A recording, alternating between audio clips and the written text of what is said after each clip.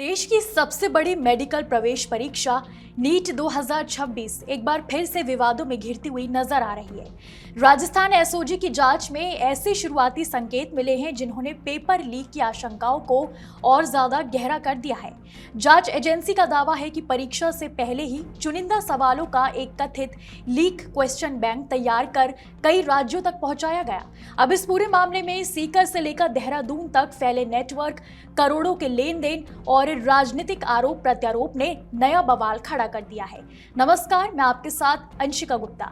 इस वीडियो में जानेंगे मेडिकल प्रवेश परीक्षा नीट 2026 मामले में एसओजी की जांच में क्या अहम सुराग सामने निकल कर आए हैं। नीट 2026 परीक्षा पर उठे सवाल अब सिर्फ अफवाह नहीं रह गए हैं। राजस्थान स्पेशल ऑपरेशन ग्रुप यानी एसओजी की जांच में ऐसे सुराग सामने आए हैं जो कथित पेपर लीक की ओर इशारा कर रहे हैं। सूत्रों के मुताबिक जांच एजेंसी को मिले शुरुआती सबूत बताते हैं कि एग्जाम से पहले ही चुनिंदा सवालों का एक लीक क्वेश्चन बैंक तैयार किया गया था। बताया जा रहा है कि बायोलॉजी के करीब 90 और केमिस्ट्री के 35 सवाल परीक्षा में हूबहू आए। एसओजी इन्हें जांच का सबसे बड़ा आधार मान रही है। एजेंसी का दावा है कि ये सवाल परीक्षा से पहले कुछ छात्रों और नेटवर्क ऑपरेटर्स तक पहुंच चुके थे। जांच में राजस्थान के सीकर जिले का नाम सबसे अहम कड़ी के तौर पर सामने आ रहा है।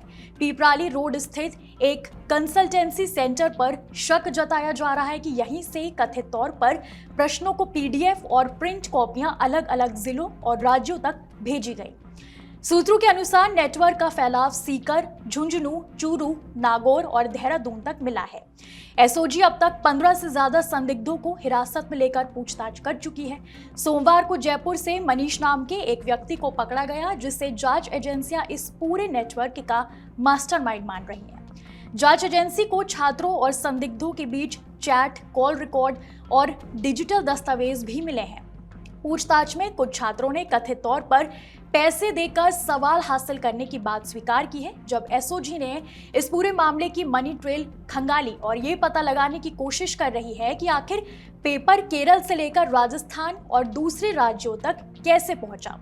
इस मामले ने एनटीए की सुरक्षा व्यवस्था पर भी गंभीर सवाल खड़े कर दिए हैं। टेंडर डॉक्यूमेंट के मुताबिक पेपर प्रिंटिंग से लेकर पैकेजिंग तक हर प्रक्रिया हाई सिक्योरिटी निगरानी में होती है। ऐसे में एग्जाम से पहले सवाल बाहर आने की आशंका पूरे सिस्टम की विश्वसनीयता पर सवाल खड़े कर रही है। सूत्रों के मुताबिक एसओजी अगले 2 से 3 दिनों में अब तक जुटाए गए सबूत एनटीए की एक्सपर्ट कमेटी को सौंप सकती है। अंतिम फैसला एनटीए को लेना है कि पेपर लीक हुआ या नहीं। लेकिन जांच एजेंसियों के अंदर हलचल तेज हो गई है। उधर मामले में राजनीति भी गर्मा गई है। पूर्व मुख्यमंत्री अशोक गहलोत ने राज्य सरकार और जांच एजेंसियों की कार्यप्रणाली पर सवाल उठाए हैं।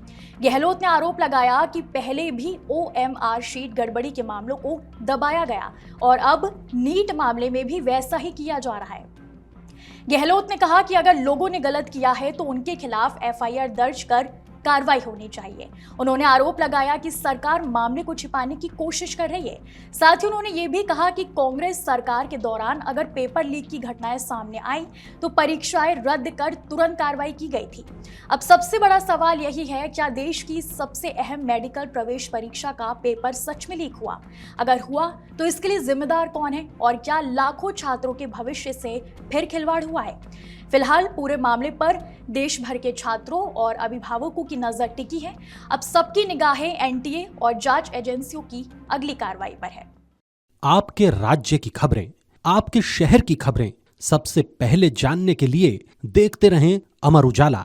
चैनल को सब्सक्राइब जरूर कर लें और पाएं हर अपडेट।